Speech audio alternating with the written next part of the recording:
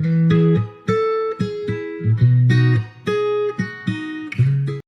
dear student and friends, you are welcome to my YouTube channel, New Upgrade Biology. Today we are going to start a new series of Morphology of flowering plants, Taxonomic description, and this series will include the description of the families like family Cruciferae, family Leguminosae, family Solanaceae, and family Liliaceae. About 4 families we have to study in this series, and each family will be described in the different video.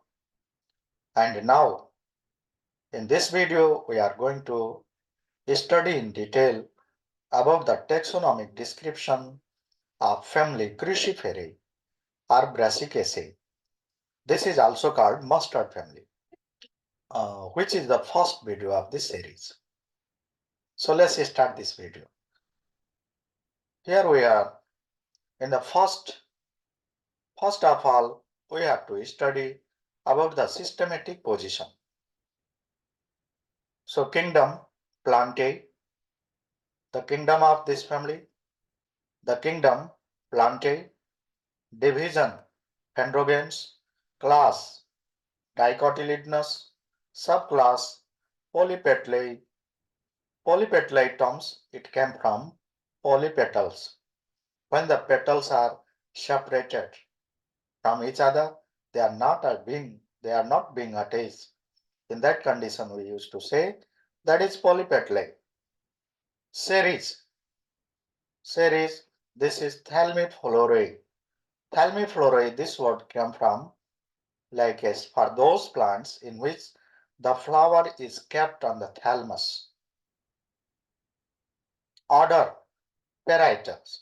Parietal, this is the placentation where the ovules are attached to the ovary. Family, Cruciferae or Brassicaceae, or this is also called mustard family. By this way, first of all, we have to write the systematic position. In this figure, you are looking, this is the plant of mustard, and this is the plant of Iberis amara, which is also known as candy top plant.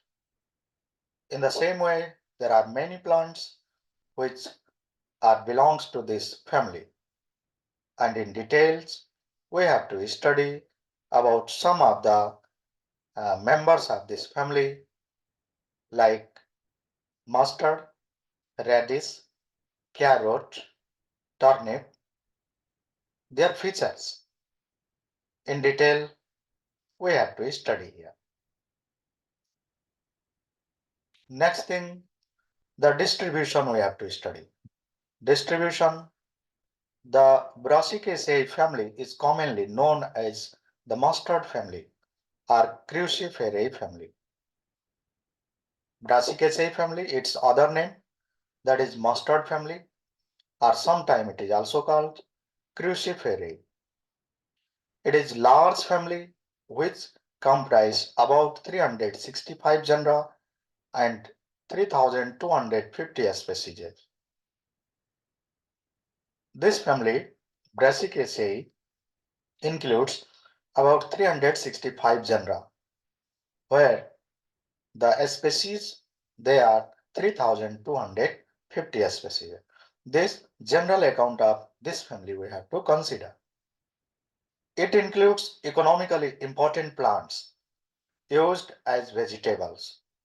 Most of the plants of this family, they are economically important as vegetable. They are used in the form of vegetable in the for the production of medicine, for the production of oil, and some of the species or some of the members of this family, they are also used for the ornamental purpose, for the purpose of decoration.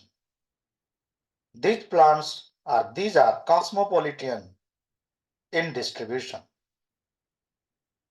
The members of this family are found in the most of the part of the world and in abundantly, mostly, okay, in large number, they are found in North Temperate region.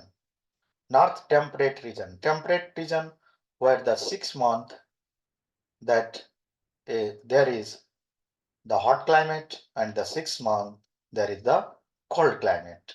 So generally the members of this family they are found in temperate region. For example, you can take the members of this family: Brassica campestris, Brassica repa, Brassica nigra, Brassica campestris, Raphanus sativus, Iberis amara. These are some of the common example of this family. Next, we have to study this is habit and habitat. Habit and habitat. Mostly plants are annual. Most of the plants they are annual. Their whole life cycle from the birth to the ripening of fruits that is completed within 1 year. Biennial, some of the members of this family they are biennial means in first year their growth occurs and in the second year their reproduction occurs. Example, you can take radish, and some of them they are perennial too. Some of the species, some of the members are like that. Their growth occurs continue and reproduction take place time to time, either in 2 times in a year or yearly it may occur, and they can live for more than 2 years. So they are called perennial plants.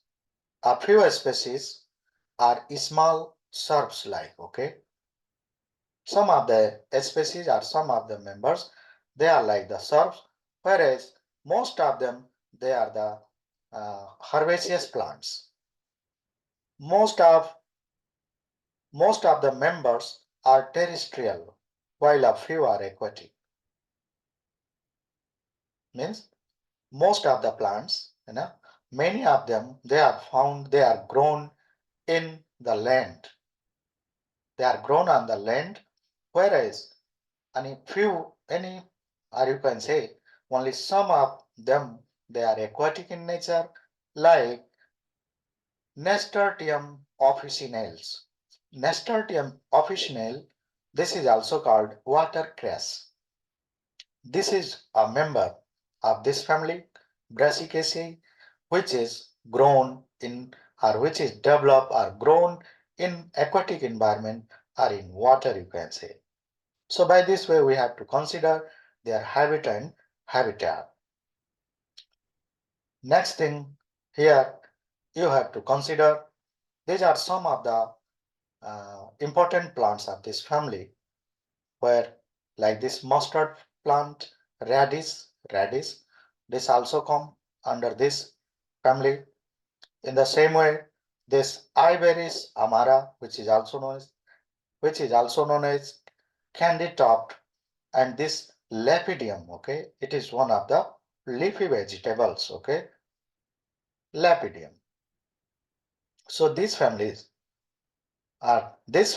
include the such important plants, and this one it is floral formula of the family Brassicaceae, or you can say the family Cruciferae. Now we have to study about the vegetative characters of this family, where first we have to study about the root. Generally, the root is a taproot system. Okay, means generally possess a taproot system. However, taproot means, do you know? Taproot means which contains a main root, chasma, which contains a main root with a root cap. Okay, root cap, and thereafter from the main root, the other secondary roots are developed, and from the secondary roots, the tertiary roots are developed. Okay, so this type of root system is called tap root system. However, in some species within this family, means many other some of the species, means some of the species of this family, they have the root modification. And generally in this family, the two types of modification of roots are found. Okay, one that is fusiform in which the root is cylindrical in shape, and at the end that it is being tapered, like it's become very thin at the terminal. Okay, this form of root is called fusiform. Example you can take, this is radish. In the same way you can take this carrot. So carrot and radish, they are the root modification which are considered as fusiform root, fusiform modification. And another form of modification of root is napiform, in which the root is round in shape with the tapered end. Its terminal, its end is also being tapered, become thin, very thin, and maximum part that is round in structure. So this form of root modification is called napiform or napiform modification. So we can say in the family Brassicaceae, or Cruciferae, there are two types of root modification. They are fusiform, example you can take radish and carrot, and napiform, example turnip, we can take it. So by this way, we have to study about root. Next, we have to study is the stem. Stem in this figure that you can say this portion, it is the main stem, okay, stem, and from the stem the branches are arised, and in branch, mostly in branch, the leaves are arised, or leaves are developed in branch, okay, and this portion it is the flower. So about stem we have to study here. The stem are typically erect, means they are capable to stand on the soil. They are erect. Majority are herbaceous, means most of the member of this family, they have the herbaceous stem, while other are rarely woody. Some of them they are there who have a strong stem, woody stem, typically solid. They are solid and cylindrical. Their shape is cylindrical that you are looking. This shape is called cylindrical shape. And branched or unbranched. Mostly they are branched. From stem the branches are arised, branches are formed, and some of them they may be unbranched too. Depending on the species, most of the plants are hairy, in which the stems are covered with fine hair known as the trichome. In many species of this plant, or many members of these plants, their stem is hairy, means their stem is covered, okay, by hair-like structure, and the such hair-like structure is called trichome. So what is trichome? If it is asked, the trichome is the hair-like structure that cover the stem in some of the members of the family Brassicaceae or family Cruciferae. Next, leaf. The third vegetative part of the plant is the leaf. Leaf, you are looking here leaf. This is the diagram of leaf, okay. Radical, the leaves are radical, radish. Radicals, cowlin, another character, and ramal, you can say ramal, okay. Simple, They are simple. There are two types of leaf, generally simple and compound. Compound leaf is made up of leaflets, and complete leaf, it does not contains the leaflets. So it is simple leaf. Alternate means in stem, okay, they are set alternately like this. Suppose one leaf, then it is another leaf in branch. They are arise from the branch. Radical leaf means this the form of leaf that is developed from the, that you can say, from the base of the root, from the base of the root, like in diagram here. Okay, again you see about the leaf. This leaf, they are arise from the base of the root, base of the root, where the stem is very small disc-like structure. So this type of leaf, it is called radical leaves. Radical leaves. In the same way, kaolin, ramal, simple, this form of leaves are also found. They are also found in this family. Alternate. Margin is smooth. You are looking this margin. Some of them, they have the smooth margin, whereas what you can find, serrated or looped depending on the species. In most of the species, the leaves are like the looped. They are forming the loop. Here you are looking in lateral side, they have the small loop. These are the loops, okay. And at the terminal, okay, there is a big loop. This is the big loop. At the terminal, this is big loop. And they are X stipulate. X stipulate means they do not have the stipulation. And usually lyrate. Lyrate. Lyrate you are looking here, okay. Lyrate, they have the such structure, just we have read. On the lateral side, they have the small loop, and on the terminal, they have the big loops.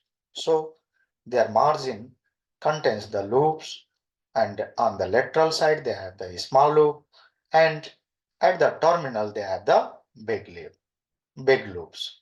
So by this way, this by this way, we have to describe the vegetative characters, in which we have to describe about the root, stem, and leaves. Next, we have to study about the inflorescence and flowers. Inflorescence, what do you mean by inflorescence? The arrangement of flowers about the floral axis. Suppose this is the floral axis, here in this diagram, floral axis, and around the floral axis, the flowers are arranged. This arrangement of flowers around or about the floral axis is called inflorescence. So first we have to study about the inflorescence. Inflorescence, that is racemose type. Racemose means in which the floral axis grow continuously and the flowers are arranged along with the floral axis in the acropetal manner, where the large flowers are the old flowers, they are set below, and toward the terminal, the young flowers are present. Okay? This system is called acropetal manner. Acropetal manner. Okay. And in racemose, they are generally raceme. Raceme means that flowers, they are developed in the floral axis of branch, not in the stem. So they are raceme. Again you see, raceme means the flowers are arranged in the floral axis of branched. Flowers. About the flowers we have to study. Flower is ebracted. Ebractate means which do not have bract. And pedicellate, the flower has a stalk that is being attached to the floral axis with a stalk like this. You see here in this family, in this is the floral axis, and here this is the stalk which is called pedicellate flower. So this type of flower which have the stalk or they are attached with the stalk to the floral axis. This type of flower they are called pedicellate. They are bisexual. Bisexual means they have the both male and female reproductive organ and they are active for sexual reproduction. Complete. They have the four whorls, calyx, corolla, androecium, and gynoecium. Whole parts are present, so they are called complete flower. Actinomorphic. Actinomorphic. This is the character of a flower in which if we cut from any angle, they can be divided equally into two parts. They can be divided equally into two parts. The such flower which can be divided equally into two parts, they are called actinomorphic. Okay. So actinomorphic, this is the character of the flower of this family, but some of the member of this family, like Iberis amara, okay, that is not the actinomorphic, that is considered as zygomorphic. Zygomorphic means those flowers which cannot be divided equally into two parts. They are symbolized by this sign of percentage. Sign of percentage. In floral formula, we will see sign of percentage. If it is given, that means that flower is zygomorphic. And for actinomorphic, that a circle is made in which the sign of plus is given. Okay, this plus, it is called actinomorphic. So these two are the types of symmetry of the flower, actinomorphic and zygomorphic. Again, you have to consider actinomorphic means those flowers which can be divided equally into two parts, and zygomorphic means those flowers which cannot be divided equally into two parts. Here in this family, in Brassicaceae or Cruciferae family, mostly they are actinomorphic, and for example, for zygomorphic, we have to consider that one plant, that is Iberis amara or candy-topped plant. Tetramerous, they are tetramerous. Tetramerous means their calyx and corolla, both they contains four, like calyx contains four sepals, corolla contains four petals. So they are called tetramerous. Or sometimes they are bimerous. Hypogynous means they have the superior ovary. Their ovary is kept on the thalamus, and remaining parts of the flower like calyx, corolla, and androecium, they are present below the ovary. So ovary is superior, and the such flower in which the ovary is superior, they are called hypogynous flower, and they are cyclic in manner. Means they are that is calyx, corolla, androecium, they are found in cyclic manner or in whorl. So these are the some of the special feature of the flowers and inflorescence we have to consider. Okay. Next thing is calyx. Calyx. Calyx is the group of the sepals which are generally green in color. Okay. And for this family we have to consider, like this is the diagram of calyx. Okay. In this family, the calyx contains four sepals, and the four sepals, they are present in the two whorls. Two whorls means two are outer side, like you can see here. Two, they are outer side, and two are inner side. Okay.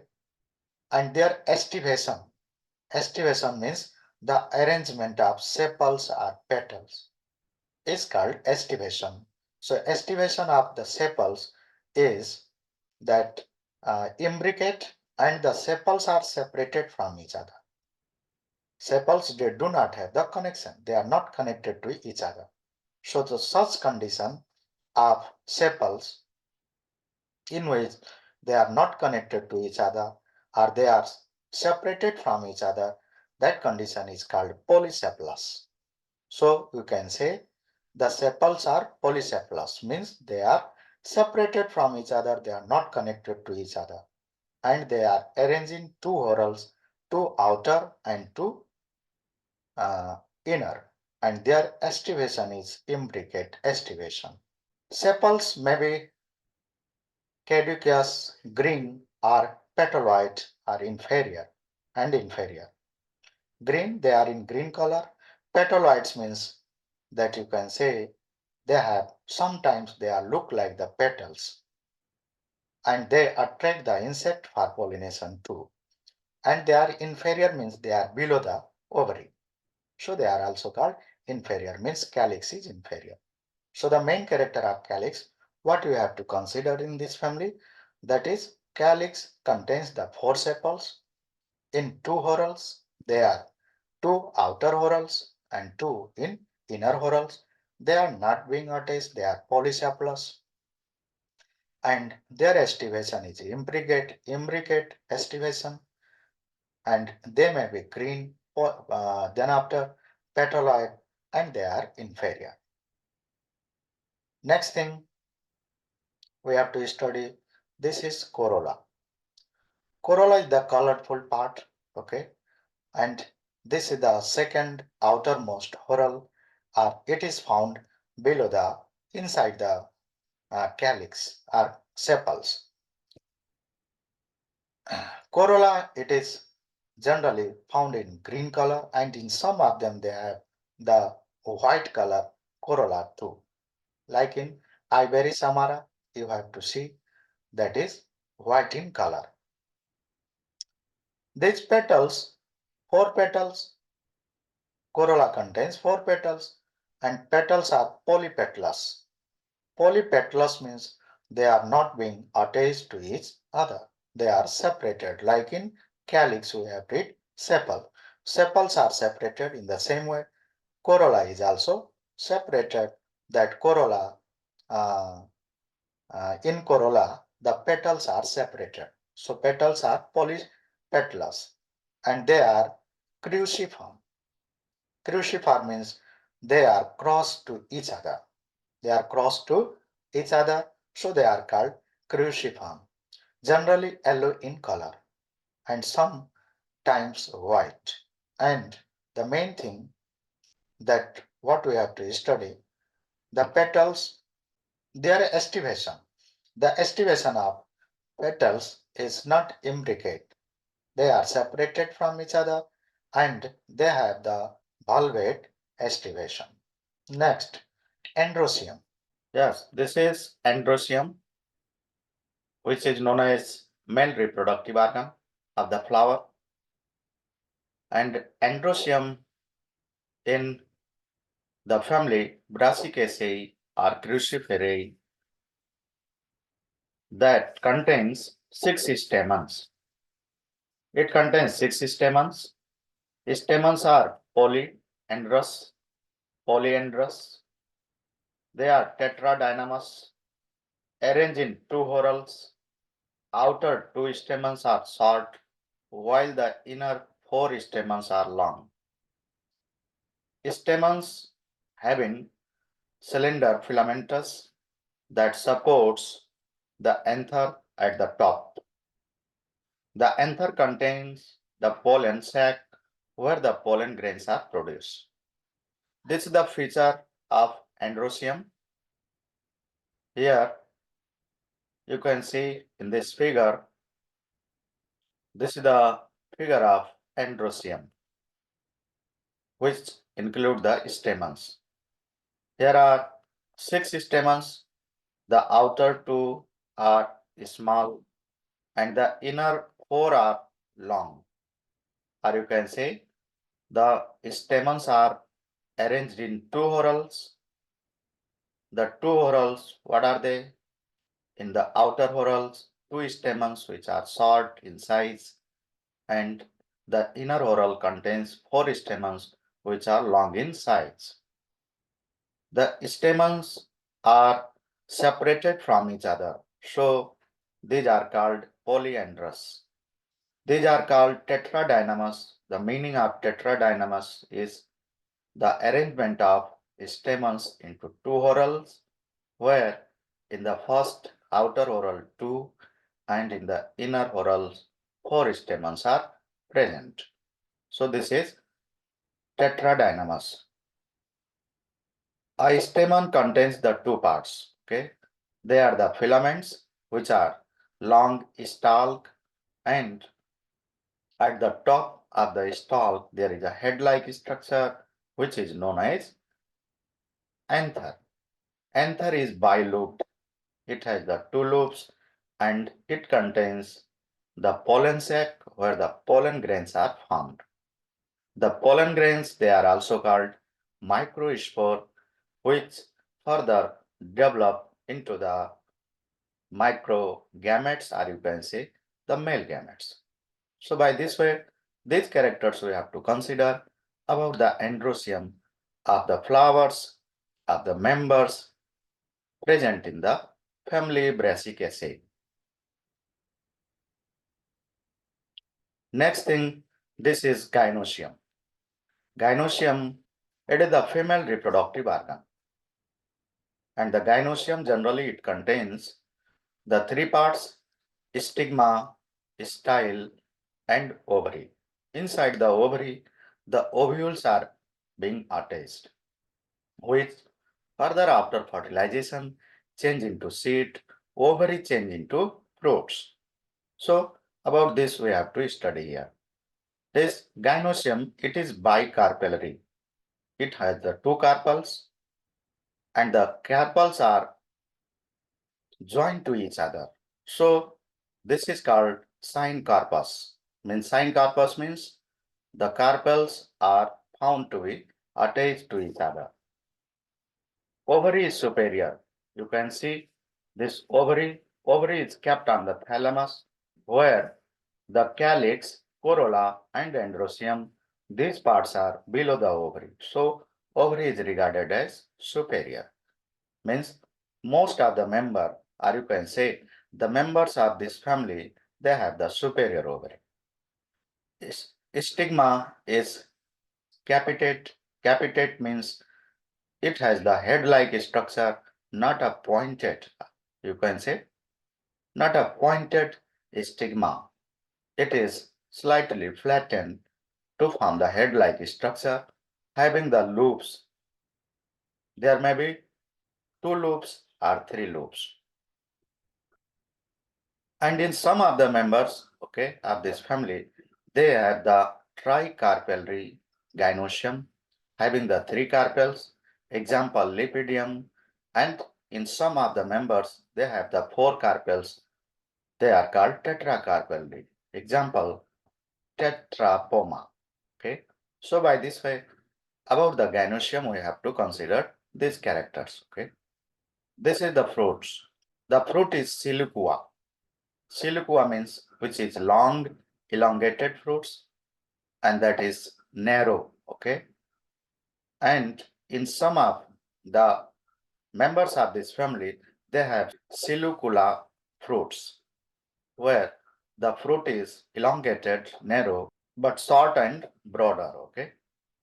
Means the fruit is not so long.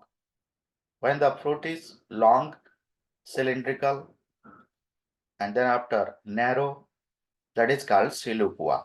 Okay. Like in mustard plant, we used to see the fruit is silicua. But when the fruit is narrow, long, but short in size, okay, then that is called silicula. So by this way, we have to consider the features of fruits. Next thing, that is pollination. The pollination is the process of transferring pollen grain from the anther of a flower to the stigma of another flower or same flower. And generally, in the member of this family, the pollination is cross-pollination, where the main agent for cross-pollination are the insect. So this Pollination is also called entomophilous. The cross-pollination found in this member or the members of this family, they have the entomophilous cross-pollination. Entomophilous means the cross-pollination which is carried on with the help of the insect like the honeybee. Okay, honeybee is the major insect that help in the pollination of the cross-pollination in the members of this family. And in some of the in some of the members that there may be the self-pollination too. So these things we have to consider about the pollination. Next thing is the seed. Seed are small, okay, small, round or oval, okay, are elongated. They may be elongated sometimes.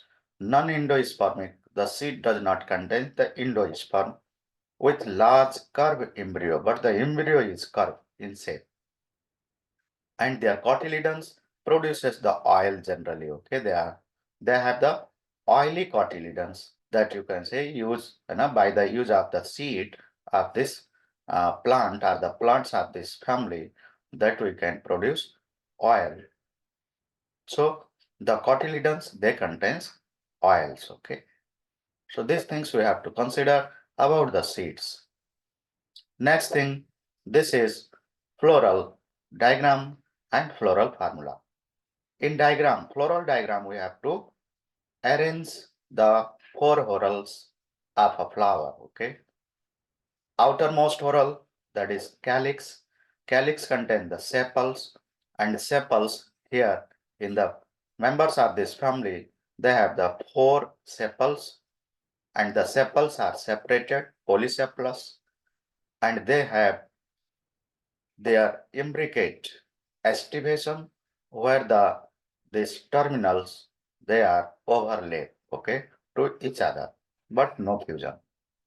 Two are outer and two are this upper and lower. Two are outer and two are inner, okay, side one, okay.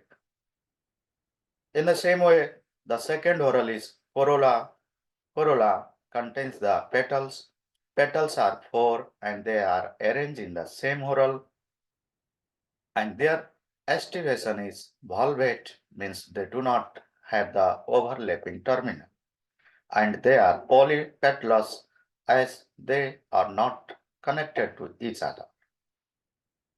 In the same way, the androecium is the third whorl which contains the stamen. You have studies that stamens are in two whorls.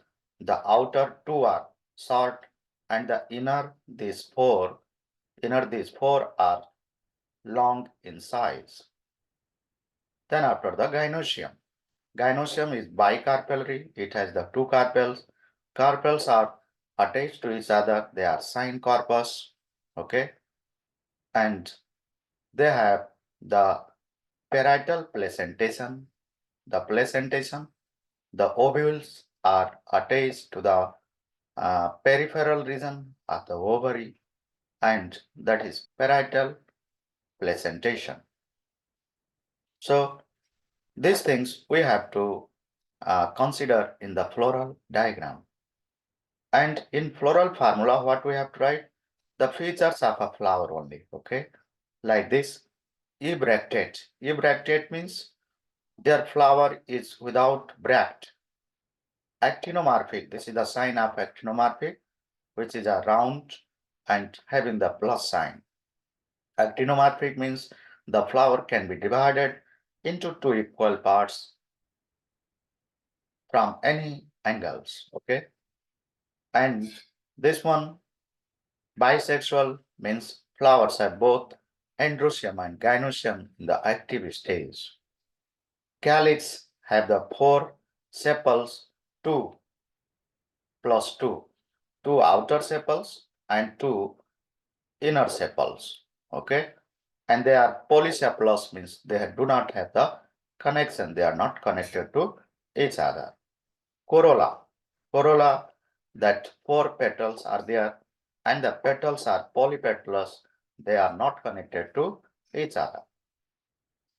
Androecium, the stamens are 6 in the arrangement of 2 plus 4, okay?